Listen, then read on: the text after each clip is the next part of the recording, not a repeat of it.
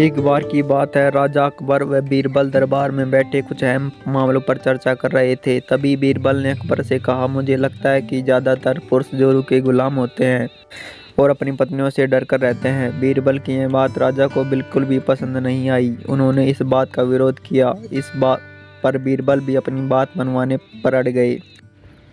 उन्होंने राजा से कहा कि वो अपनी बात को सिद्ध कर सकते हैं, मगर इसके लिए राजा को प्रजा के बीच एक आदेश जारी करवाना होगा।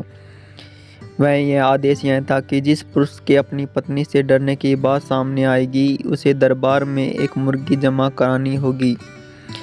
राजा बीरबल की इस बात पर तैयार हो गए।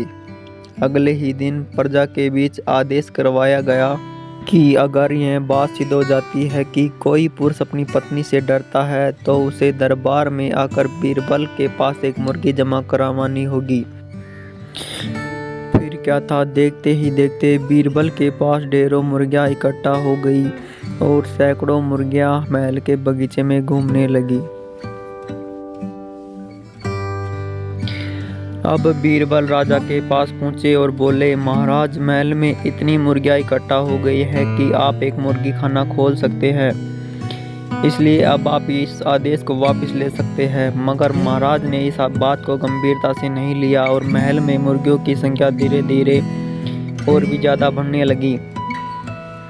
इतनी अधिक मुर्गियां महल में जमा हो जाने के बाद भी जब राजा अकबर बीरबल की बात से सहमत नहीं हुए, तो बीरबल ने अपनी बात सिद्ध करने के लिए एक नया उपाय निकाला। एक दिन बीरबल राजा के पास गए और बोले, महाराज, मैंने सुना है कि पड़ोस के राज्य में एक बहुत ही खूबसूरत राजकुमारी रहती है। अगर आप चाहे तो क्या मैं आपका रिश्ता वहाँ पक्का कराऊं? यह सुनते ही राजा चौंक उठे और बोले, बीरबल, तुम ये कैसी बात कर रहे हो?